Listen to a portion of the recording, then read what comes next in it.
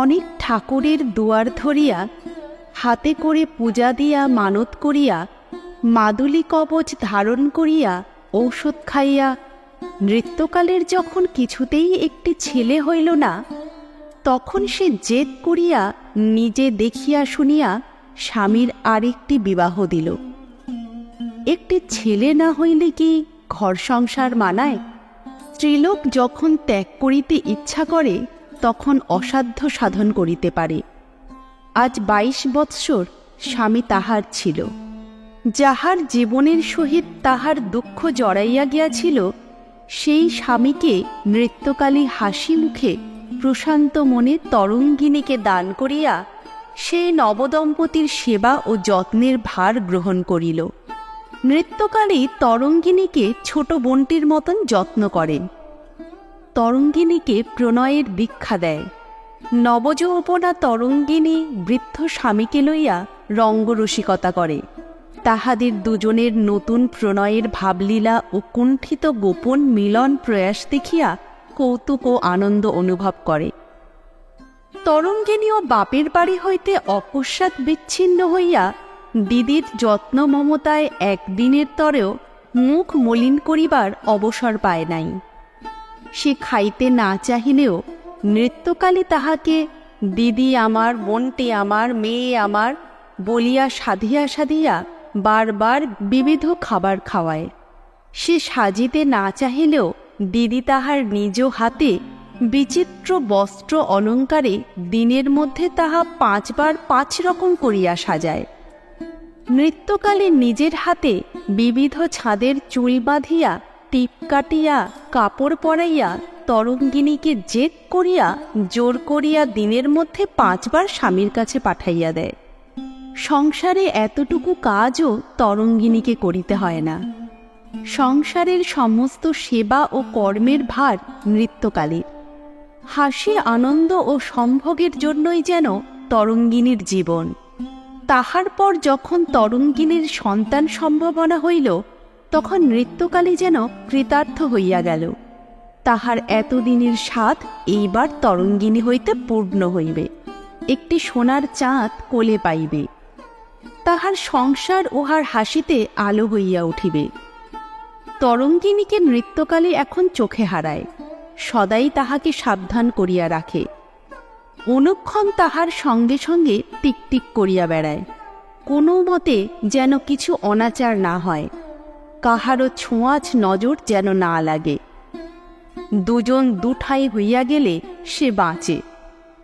তরঙ্গিনী সন্ধ্যাবেলা মাথার ঘোমটা খুলিয়া থাকিলে বা এঘর ওঘর করিবার সময় মাথায় একটা খড়কুটা গুজিয়া না রাখিলে তাহাও নৃত্যকালীর নজর এড়ায় না। সে তরঙ্গিনীকে বলে, পেটের কাঁটাটা একবার আমার কোলে ফেলে দে, তারপর তোর যা খুশি তাই করিস, আমি আর তখন তোকে কিচ্ছু বলবো না।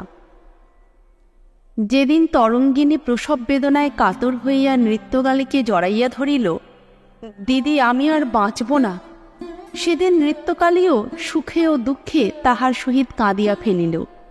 এই বেদনার ভেতর দিয়া আমাদের উভয়ের মাতৃত্ব আজ পরিপূর্ণ সার্থকতা লাভ করিবে। তরঙ্গিনীর একটি পুত্র সন্তান হইল। নৃত্যকালী সেই আতুর ঘরেই একরাশ করবী ফুলের মতো সাদা ধবধবে খোকাকে কোলে করিয়া লইয়া অশ্রুসজল হাসি মুখে তরঙ্গিনীকে বলিল, তোরই দেখ দেখ আমার কেমন খোকা হয়েছে। তরঙ্গিনী সুখের গর্বভরা হাসি মুখে বলিল, দিদি খোকা তোমারই। সেই হইতে নৃত্যকালীর কাজ দ্বিগুণ বাড়িয়া গেল। এতদিন সে একটি বৃদ্ধ খোকা ও একটি তরুণী খুকিকে পরম যত্ন ও আগ্রহে মানুষ করিতেছিল। এখন আরেকটি নতুন শিশু খোকার ভার তাহার উপর পড়িল। খোকাকে তেল মাখানো, সেক দেওয়া, নাওয়ানো, ধোয়ানো, দুধ খাওয়ানো, কাজল পরানো, সমস্ত কাজই তার। খোকা সমস্ত দিনরাত তাহারই কাছে থাকে। নৃত্যকালের স্বামী একদিন ঠাট্টা করিয়া তাহাকে বলিল, খোকাকে পেয়ে যে আমাদের একেবারে ভুলে গেলে, আমাদের দিকেও একটু দেখো। নৃত্যকালী হাসিয়া বলিল, তোমায় দেখবার জন্য তো তরিকে এনে দিয়েছি।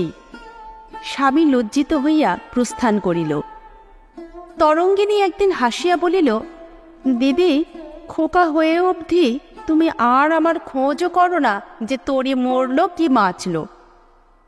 নৃত্যকালে তরঙ্গিনীর চিবুক স্পর্শ করিয়া নিজের হস্তাঙ্গুলি চুম্বন করিয়া বলিল, সাত সাত অমন কথা মুখে আনতে আছে? তুই আমাদের ঘরের লক্ষ্মী, সংসারের সুখ। তুই আমাকে সোনার চাঁদ খোকা দিয়েছিস, আমাদের এই আটকুড়ো নিরানন্দ সংসারে হাসি এনেছিস।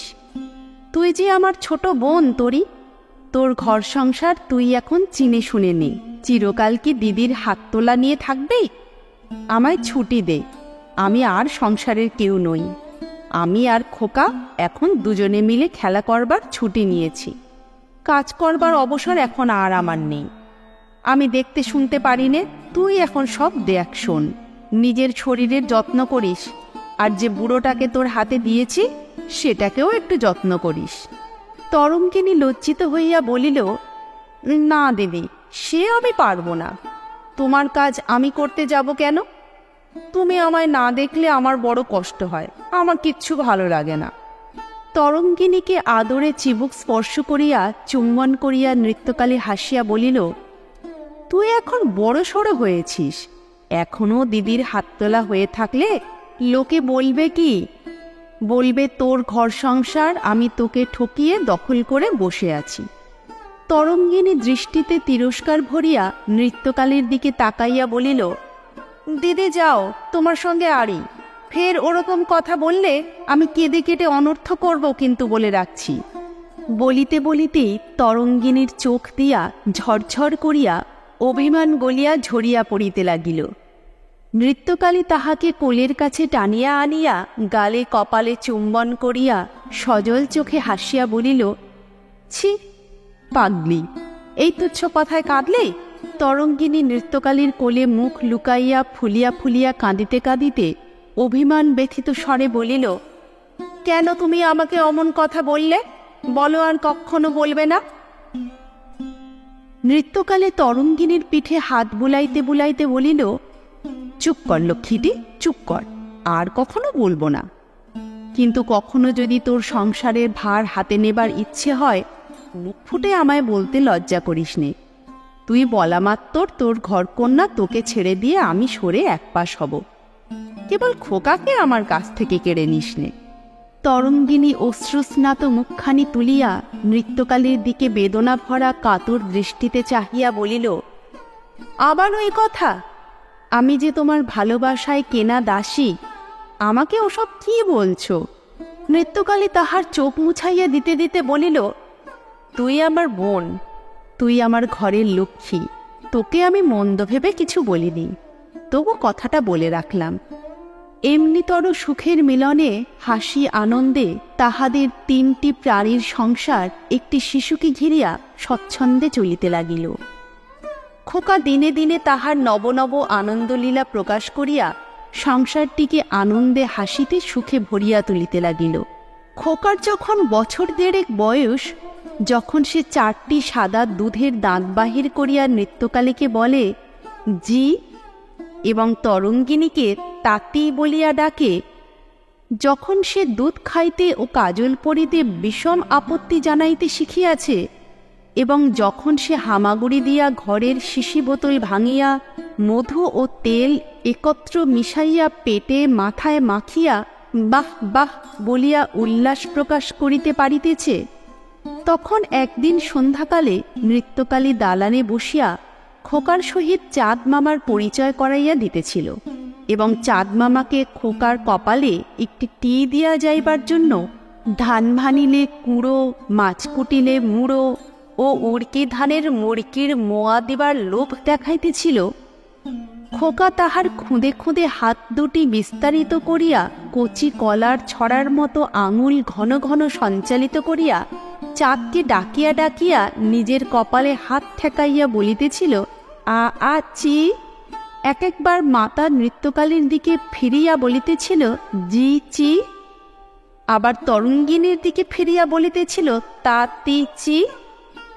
এমন সময় উঠান হইতে কে একজন রমণী বলিয়া উঠিল, গেরস্তরা বাড়ি আছো গো? নৃত্যকালী বলিল, কে গা? আগন্তুক রমণী কণ্ঠে উত্তর হইল, আমরা কুটুম্ব। নৃত্যকালী তরঙ্গিনীকে বলিল, তোরে দেখ তো কে?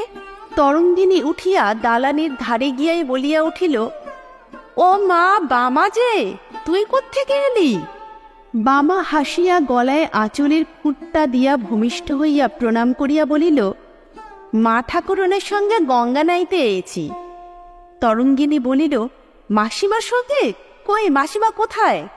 বামা পশ্চাতে ফিরিয়া দেখিয়া উচ্চকণ্ঠে ডাকিল, মা ঠাকুরন কই গো, এসো না গো। আরেকটি রমণী মূর্তি অন্ধকার আবছা আলোয় অগ্রসর হইয়া আসিল। তরঙ্গিনী তাড়াতাড়ি ছাদ হইতে উঠানে নামিয়া গিয়া দ্বিতীয় রমণীর পদধূলি লইয়া উচ্চকণ্ঠে ডাকিয়া বলিল, দিদি, আমার মাসি এসেছেন। নৃত্যকালী খোকাকে কোলে করিয়া দালানের ধারে আসিয়া দাঁড়াইয়াছিল। সে তরঙ্গিনীর আহ্বানে উঠানে নামিয়া গিয়া তরঙ্গিনীর মাসিমার পদধূলি লইয়া বলিল, এসো মা, এসো। মাসিমা নৃত্যকালীকে লক্ষ্য না করিয়াই তরঙ্গিনীকে বলিল, তরু, এই বুঝি তোর খোকা? এই প্রশ্নে তরঙ্গিনীর কেমন লজ্জা বোধ হইল। খোকা কেবল তাহার, এ কথা সে নৃত্যকালীর সম্মুখে কেমন করিয়া স্বীকার করিবে? খোকা যে তাহার অপেক্ষা তাহার দিদিরই বেশি। ইহাও বা সে কেমন করিয়া একজন আগন্তুক বাহিরের লোককে বুঝাইবে? তাহারা দুই সতীন স্নেহ সখিত্বের যে মধুর সম্পর্ক পাতাইয়া নিরুদ্রূপে খোকাকে লইয়া আনন্দে আছে, তাহার মধ্যে একজন অপর লোক আসিয়া উপস্থিত হওয়াতে তরঙ্গিনীর মনের মধ্যে কেমন একটা অস্বস্তি বোধ হইল। তরঙ্গিনীর মনে হইল তাহারা বেশ ছিল। তাহাদের এই সুখ নীড়ের মধ্যে তাহার মাসিমা কেন আসিয়া পড়িল? তাহার মাসিমা কি তাহাদের ঠিক করিয়া বুঝিতে পারিবে? তরঙ্গিনী আর মাসিমার দিকে চাহিতে পারিল না। সে কোনো কথা না বলিয়া লজ্জিত মুখ নত করিয়া রহিল। মাসিমা এই সলজ্জ নীরবতা তরঙ্গিনীর নবমাতৃত্বের লক্ষণ মনে করিয়া হাত বাড়াইয়া খোকাকে বলিল, এসো দাদাবাবু, এসো। খোকা দুই হাতে নৃত্যকালীর বুকের ও পিঠের কাপড় মুঠি করিয়া আঁকড়াইয়া ধরিয়া নৃত্যকালীর বুকের মধ্যে সংকুচিত হইয়া লাগিয়া গিয়া বলিল, জি ভ। নৃত্যকালী খোকাকে একটু ঠেলিয়া মাসিমার দিকে আগাইয়া দিয়া বলিল, যাও লক্ষ্মী, মানিক আমার, যাও, উনি দিদিমা। খোকা সে কথার প্রতিবাদ করিয়া বলিল, ভা। বামা একমুখ হাসিয়া অগ্রসর হইয়া আসিয়া হাত বাড়াইয়া দিল। খোকা তেমনি ভাবে নৃত্যকালীকে জড়াইয়া ধরিয়া রহিল। মাসিমা অপ্রতিভ হইয়া বলিল, অচেনা লোকের কাছে যায় না বুঝি? এই নাও দাদামণি, দেখো। মাসিমা দুটি টাকা বাহির করিয়া খোকার সম্মুখে ধরিল। খোকা টাকা লইতে কিছুমাত্র উৎসাহ না দেখাইয়া কেবল বলিতে লাগিল, ভ ভ। তখন নৃত্যকালী তরঙ্গিনীকে বলিল, তোরি, তুই নে তো, তোর কাছে গিয়ে যদি মাসিমার কাছে যায়। তরঙ্গিনী হাত পাতিল। খোকা নৃত্যকালীকে জড়াইয়া থাকিয়াই তরঙ্গিনীকে বলিল, তাতি ভ। মাসিমা অপ্রতিভ হইয়া তরঙ্গিনীকে বলিল, তোরও, তোর ছেলে তো বাছা আমার কাছে আসবে না। এই নে, তোর বেটাকে সন্দেশ কিনে খাওয়াস। মিষ্টিমুখ হলে যদি আমায় মিষ্টি চোখে দেখে। তরঙ্গিনী একবার নৃত্যকালীর মুখের দিকে তাকাইয়া আবার মাথা নত করিয়া দাঁড়াইল। নৃত্যকালী বলিল, আবার টাকা কেন মাসিমা? পায়ের ধুলো দিয়ে অমনি আশীর্বাদ করো। খোকা আমার কোল বাছে না। অন্ধকারে দাঁড়িয়ে রয়েছে বাপু, ও মুখই দেখতে পাচ্ছে না। এসো, দালানে এসো। তোরি, একখানা কিছু পেতে বসতে দে। মাসিমা নৃত্যকালের কোনো কথায় সাড়া না দিয়াই তরঙ্গিনীকে জিজ্ঞাসা করিল, জামাই কোথায়? ওদিকে জামাই নেই তো? মাসিমা যে নৃত্যকালের সহিত কথা কহিতেছে না, ইহা তরঙ্গিনীর মোটেই ভালো লাগিতেছিল না। কাজেই সেও মাসিমার কোনো কথার জবাব দিতে পারিতেছিল না। নৃত্যকালী বলিল, না, উনি বাড়িতে নেই। এসো মাসিমা। তোরি, মাসিমার পা ধোয়ার জল দে, ওর গরদখানা দে। মাসিমা কাপড় ছেড়ে জপ করে নিন, আমি খোকাকে ঘুম পাড়িয়ে জলখাবার করে আনি। তরঙ্গিনী মাসিমার কাছ হইতে সরিয়া পড়িবার সুযোগ পাইয়া যেন বাঁচিয়া গেল। কিন্তু যখন নৃত্যকালী জলখাবার আনিতে গেল, তখন তরঙ্গিনীকে একাকী তাহার মাসিমার কাছে থাকিতে হইল। ইহাতে সে কেমন অস্বস্তি বোধ করিতে লাগিল। মাসিমা বলিল, তরু, ওই নাকি তোর সতীন? সতীন শব্দটা তরঙ্গিনীর কানে বাজিল। সে মৃদুস্বরে বলিল, উনি দিদি, তোকে খুব কষ্ট দেয়া দেখছি। তরঙ্গিনী বিরক্ত হইয়া বলিল, না মাসিমা, দিদি আমায় খুবই ভালোবাসে। মাসিমা বিজ্ঞতার হাসি হাসিয়া বলিল, হ্যাঁ নেকি, তুই তেমনি নেকি আছিস এখনো। একটা মিষ্টি কথা বললেই ভুলে যাস। মিছরির ছুরি, মুখে মিষ্টি লাগে বলে মনে করিস যে বুকে যখন বেঁধে তখনও তেমনি মিষ্টি লাগে। ওই বুঝি তোর ভালোবাসা? এসে বাড়িতে পা দিয়েই তো বুঝতে পারছি তুই বাড়ির দাসী আর বাড়ির গিন্নি ওই উনি। তোরই যা পা ধোয়ার জল দে, তোরই যা বসতে দে, আর আমি যাই জল খাবার দিই। তুই দাসীর খাটনা খেটে মরবি, কিন্তু সংসারটি ওর মুঠোর ভেতর। তোর সংসারে তুই পরের হাত তোলায় কেমন করে আছিস? আমরা হলে তো একদণ্ড থাকতে পারতাম না। তরঙ্গিনী বিরক্ত হইয়া বলিল, এর আবার হাত তোলা থাকা কি? দিদি যদি অযত্ন করতেন তো কষ্ট হতো। দিদি নিজে না খেয়ে আমায় খাওয়ান, নিজে না পড়ে আমায় পড়ান। দিদি আমার ছেলেকে মায়ের থেকে বেশি যত্ন করেন। মাসিমা হাসিয়া বলিল, ওরে তাই তো কথায় বলে, মায়ের চেয়ে যে ভালোবাসে তারে বলে ডাইনি। ওই ডাইনি তোকে গুণ করেছে নির্যশ। ছেলেকে অত ন্যাওটা করেছে কেন তাও বুঝতে পারিস নে, হাবামি। ছেলে ওর ন্যাওটা হলে তোকে নাতি ছাটা মারলেও তুই কিচ্ছু করতে পারবি নে। ছেলের জন্য তোকে সব সয়ে থাকতে হবে। দুটো মিষ্টি কথা আর লোক দেখানো আত্মী, এই দেখেই তো ভুলেছিস। সতীন সম্পর্ক কি কখনো ভালো হয় রে নাকি? শক্ত হ, শক্ত হ, এখনো সময় আছে। ছেলেটাকে ডাইনির মায়া থেকে বাঁচা। তরঙ্গিনী লজ্জায় ঘৃণায় বিরক্ত হইয়া উঠিল। তাহার মাসিমাকে কেমন করিয়া বলিবে যে যেদিন হইতে সে এ বাড়িতে আসিয়াছে সেই দিন হইতে স্বামী সম্পূর্ণ তাহার, দিদি তাহার সতীন নয়। তরঙ্গিনী তাড়াতাড়ি উঠিয়া পড়িয়া বলিল, দেখি জল খাবার হলো কিনা। মাসিমা খুশি হইয়া বলিল, হ্যাঁ, নিজের ঘরকন্যা নিজে দেখে নে, শোন, এই তো চাই। তরঙ্গিনী মনে করিল সতীন সম্পর্কটা বড় খারাপ, সহজেই লোকে ভুল বুঝিয়া অবিচার করিয়া বসে। মাসিমা দুদিন থাকিলেই বুঝিতে পারিবে দিদি তাহার কেমন মানুষ। দুদিন ছাড়িয়া 4 দিন গেল, মাসিমার ধারণার কোনো পরিবর্তন সে বুঝিতে পারিল না। মাসিমা ও তাহার সহচরী বামা নিরন্তর তাহার কানে বিষ উদ্গীরণ করিতেছে। তরঙ্গিনী একদিন অতিষ্ঠ হইয়া নৃত্যকালীকে বলিল, দিদি, ওরা কবে যাবে? নৃত্যকালী হাসিয়া বলিল, কেন তোরি? মাসিমা 2 দিন আছেন, তাতে তুই বেজার হচ্ছিস কেন? তরঙ্গিনী নৃত্যকালীর হাসির সঙ্গে হাসিতে পারিল না। সে গম্ভীরভাবে বলিল, না দিদি, আমরা দুটিতে নিরিবিলি বেশ ছিলাম, কোথা থেকে এক গোলযোগ এসে জুটল। দিদি পাজিগুলো এত গোলযোগও বাঁধাতে জানে। নৃত্যকালী একটু তিরস্কারের স্বরে বলিল, ছি, অমন কথা মুখে আনতে নেই। মাসিমা শুনতে পেলে কি ভাববেন? তোর বাড়িতে তো ওরা চিরকাল থাকতে আসেননি, তুইও তো ব্যস্ত হচ্ছিস কেন? তরঙ্গিনী কেমন করিয়া বলিবে যে সে কেন ব্যস্ত হইতেছে?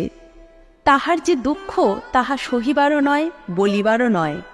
তরঙ্গিনী বলিল, ব্যস্ত হব না? খোকা হয়ে অবধি তুমি তো আমায় আগের মতন যত্ন করো না। তার উপর মাসিমা এসে তো তোমায় একদণ্ড কাছে পাওয়াই ভার হয়েছে। তুমি আর কারো বেশি যত্ন করলে আমার বড় রাগ হয়।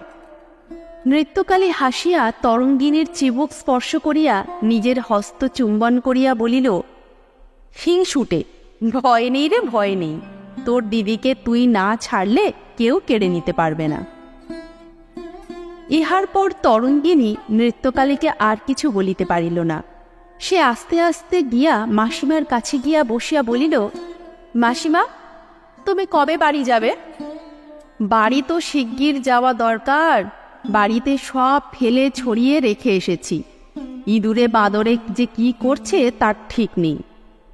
কিন্তু তোর ঘরকন্যার তো একটা বিলি বন্দেজ না দেখে আমি নড়তে পারছি নে। আমার ঘরকন্যার বিলি বন্দেজ আমি করে নেব, তার জন্যে তোমার ঘরকন্যা অবিলি করে রাখতে হবে না মাসিমা। কেন? আমাকে তুই তাড়াতে পারলে বাঁচিস দেখছি। তরঙ্গিনী অপ্রতিভ হইয়া বলিল, না না, তা কেন? তবে জামাই বাড়ি এতদিন এসে আছো, আমার ভারী লজ্জা করছে। জামাই কি কিছু বলেছে? না। তবে ডাইনি কিছু বলেছে বুঝি? যাই দেখি একবার। যত বড় মুখ নয় তত বড় কথা। আমি কি তার বাপের বাড়িতে এসেছি? এ আমার আপনার বঞ্ঝির বাড়ি। খুব করব, আসব, একবার কেন 100 বার আসব। তরঙ্গিনী বিরক্ত হইয়া বলিল, আহ মাসিমা, কি করো? দিদি কিচ্ছু বলেনি। বামা হাসিয়া পরম বিজ্ঞস্বরে বলিল, মুখে না বলুক, মনে মনে বলেছে। গুণ করে নিজের মনের কথাটা ওর মনে চালান করে দিয়েছে। মাসিমা বলিল, বামা, আজকে তো শনিবার আছে, আজ সন্ধ্যাবেলা তোর সেই জল পড়াটা তরুকি দিস তো, গুনটুনগুলো কেটে যাবে। বামা বলিল, তাই খেও দিদিমণি, তাই খেও। এ বড় জবর জল পড়া। এ আমাদের গায়ের বিন্দেহারি তুষ্টু গয়লাকে শিখিয়েছিল, তার থেকে মোর শিক্ষে। এর ফল পেরতক্ষ হাতে হাতে দেখে নিও। যেমন জলটুকু খাবে অমনি বুক স্তক হীন হয়ে যাবে, পানটা যেন জুড়োবে। আর যেন গুণ ওষুধ করেছে তাকে একেবারে 20 নজরে দেখবে। দিনের পর দিন অহরহ এই অনুক্ষণ এইরূপ মন্ত্র জপ শুনিতে শুনিতে ক্রমশ তরঙ্গিনীর মনও ভারাক্রান্ত হইয়া উঠিতে লাগিল। সত্যই তো, সতীন তাহাকে কেন ভালোবাসিবে? সতীনকে কি কখনো ভালোবাসা যায়? যে স্বামীর ভাগ কাড়িয়া লইয়াছে তাহাকে ভালোবাসা কি সোজা কথা?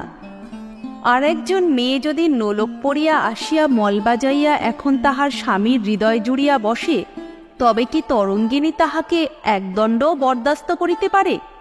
সে তাহাকে নখে টিপিয়া মারিয়া তবে নিশ্চিন্ত হবে। নিজের ছেলে হয় নাই বলিয়া নৃত্যকালী তরঙ্গিনীকে ঘরে আনিয়াছিল।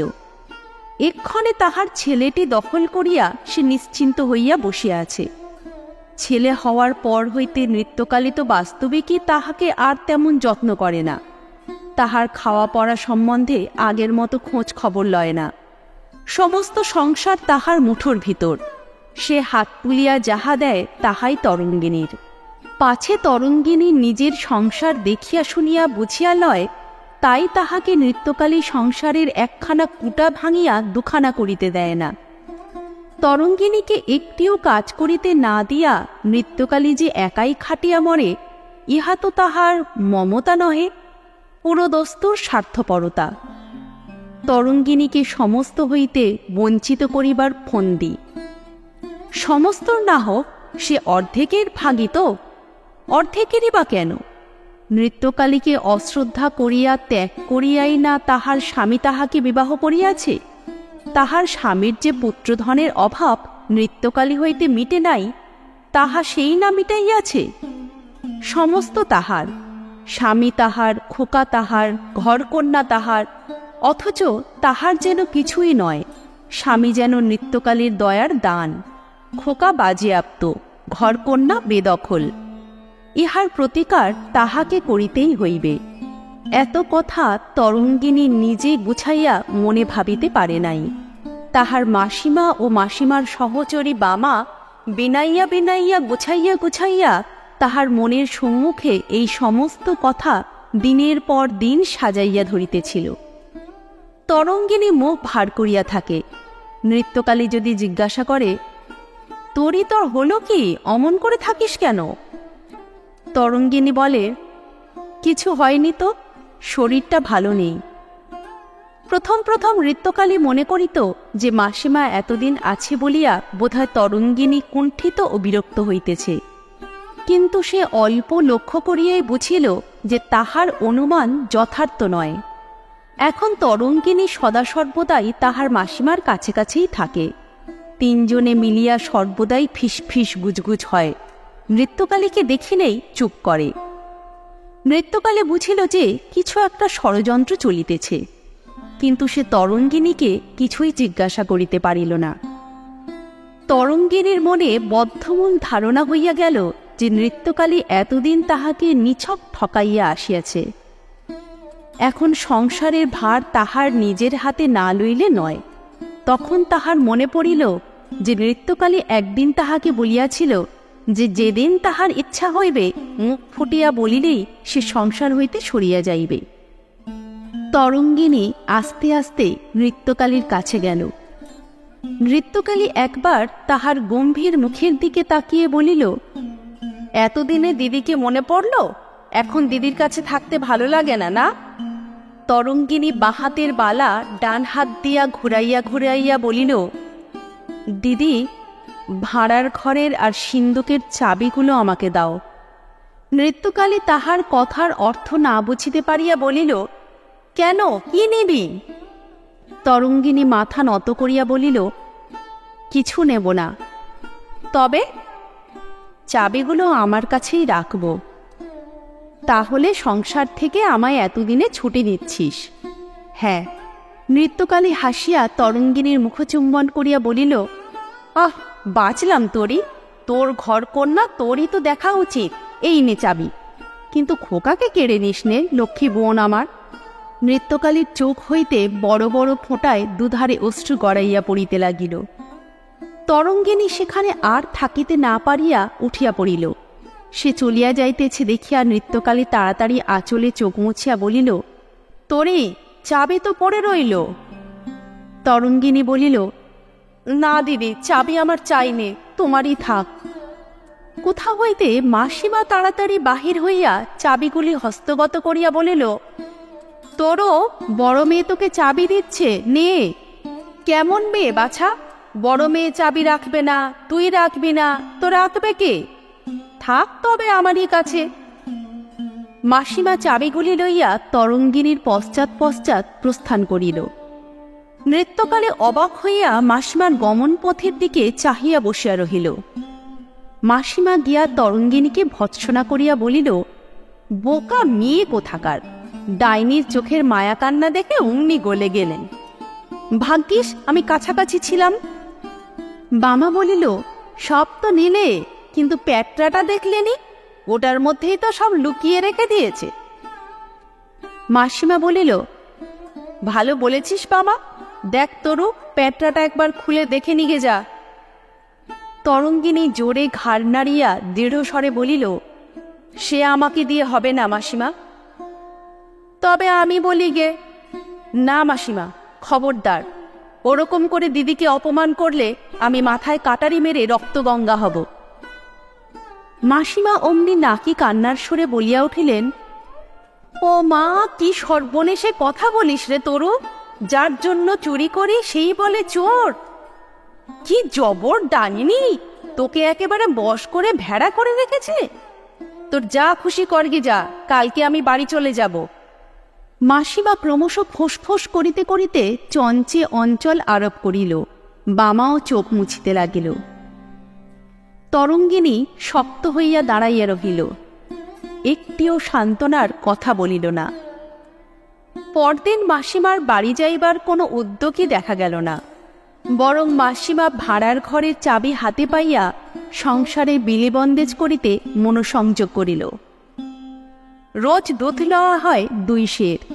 1 সের খোকা খায়, 8 সের খোকার বাবা পায়। বাকি 8 সের নৃত্যকালী ও তরঙ্গিনী খাইত। মাসিমা আসার পর নৃত্যকালীর দুধের ভাগ মাসিমার বরাদ্দ হইয়াছিল। সেই বরাদ্দ কায়েমি হইয়া গেল। রাত্রে সকলেই লুচি খাইত। এখন নৃত্যকালীর জন্য ভাতের বরাদ্দ হইল। এ অস্ত্রী মানুষের দুবেলা ভাত খাওয়াই তো উচিত। মাসিমা বিধবা মানুষ, তাহার লুচি তো না খাইলেই নয়। বছরে 4 খানা কাপড়ের বেশি কেনা বাজে খরচ, নবাবী। নৃত্যকালীর বাক্স ভরা কাপড় আছে। পুজোর সময় তাহার আর নতুন কাপড় কেনার দরকার নাই। নৃত্যকালে দোক্তা খায় বলিয়া তাহার পানের খরচ বেশি। নেশাভাং যাহার করিতে হয় সে নিজের খরচে করুক। সংসার হইতে সে বাজে খরচের জন্য পয়সা পাইবে কেন? বাড়িতে 2 জন দাসী ছিল। একজন সংসারের ঘরকন্যার কাজ করিত, আরেকজন 2 বউয়ের কাজ করিত। এখন একজন ঘরকন্যার কাজ করিয়াই ছুটি পায় না, অপরজন তরঙ্গিনীর কাজ করিয়া, মাসিমার তেল মালিশ করিয়া ও মাথার পাকা চুল তুলিয়া সময় পায় না। নৃত্যকালে কিন্তু হাসি মুখেই এ সমস্ত সহ্য করিতেছিল। সে একদিনে দোক্তা আর পান খাওয়া ছাড়িয়া দিল। নিজের কাপড় সে নিজে কাচে, অশ্রদ্ধার দানও সে হাসি মুখে গ্রহণ করে।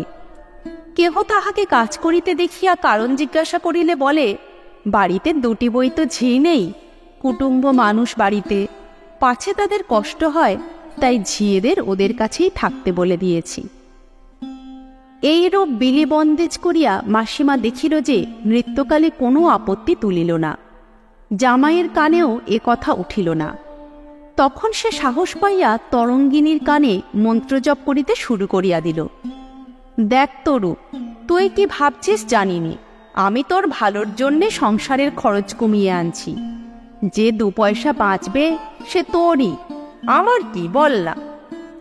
কিন্তু কি শয়তান, তু শব্দটি পর্যন্ত করছে না। ও কি টুকটাক করার মতলবে আছে? তোর স্বামীর কাছে তোর যে আদর, সে তোর খোকার জন্যেই না। এখন খোকার কোনো রকম ভালো মন্দ করতে পারলেই তোর মনস্কাম সিদ্ধ হয়। এখন খোকাকে তোর ত্রিসীমানায় যেতে দেওয়া ঠিক হবে না।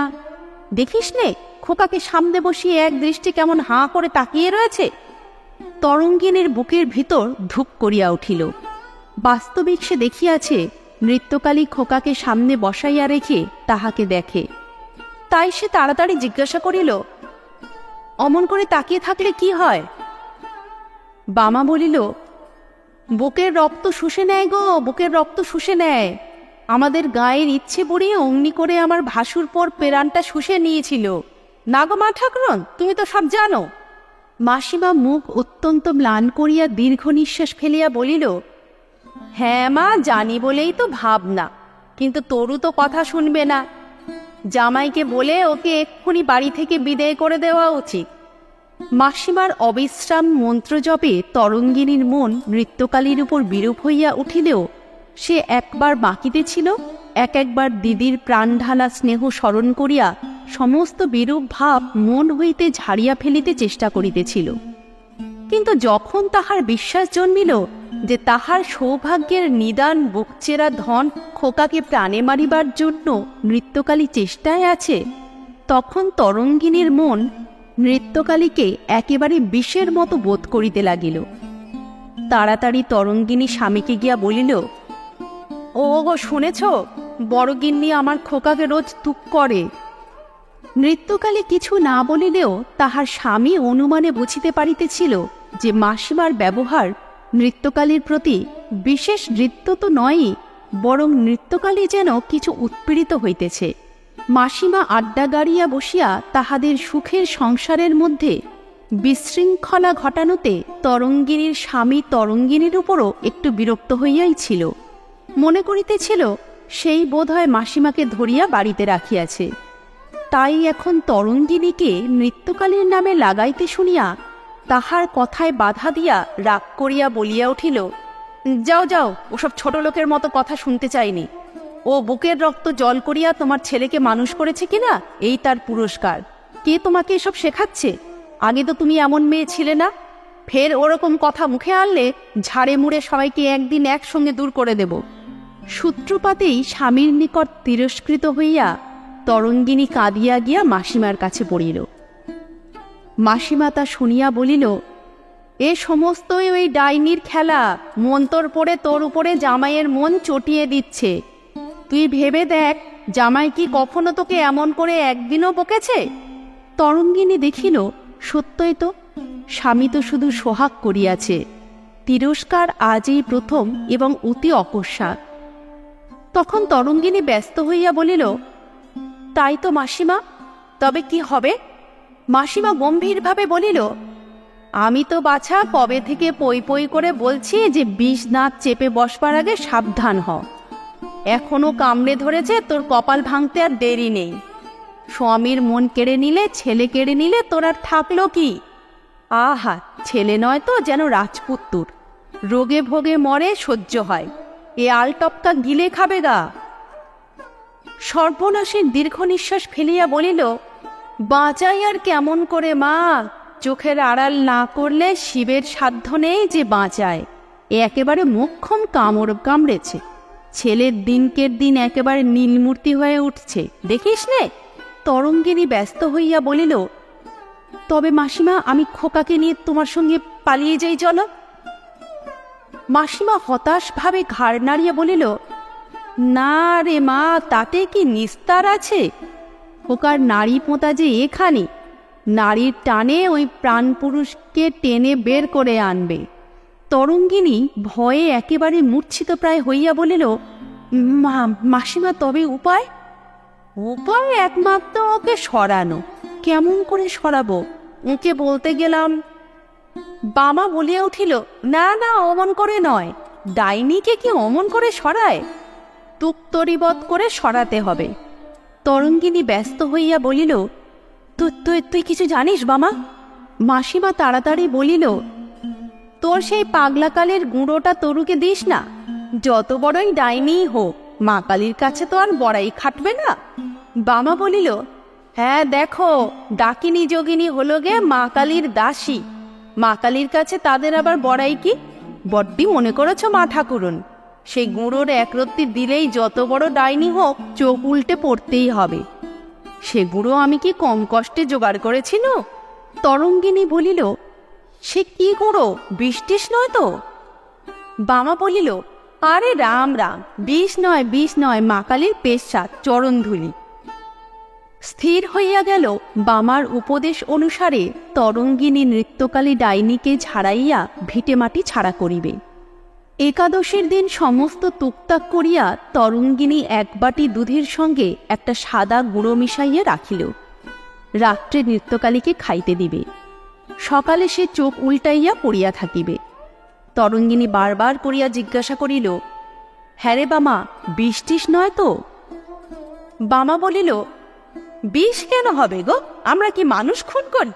তরঙ্গিনী ভয়ে বিবর্ণ মুখে বলিল, দেখিস বামা, হিত করতে যেন বিপরীত না হয়। বামা জোর দিয়া বলিল, না গো না, তোমার কিচ্ছু ভয় নেই। সন্ধ্যার পর নৃত্যকালী রান্নাঘরে খোকার দুধ আনিতে গেল। তাহাকে রান্নাঘরে যাইতে দেখিয়াই তরঙ্গিনী জিজ্ঞাসা করিল, দিদি কি নেবে? খোকার দুধ। খোকার দুধ ওই খিত্তুরে বাটিতে আছে। ওই সব ফুলে বাটির দুধ নিও না যেন, ও দুধ তোমার জন্যে আছে। নৃত্যকালী বিস্মিত হইয়া ফিরিয়া বলিল, আমার জন্যে?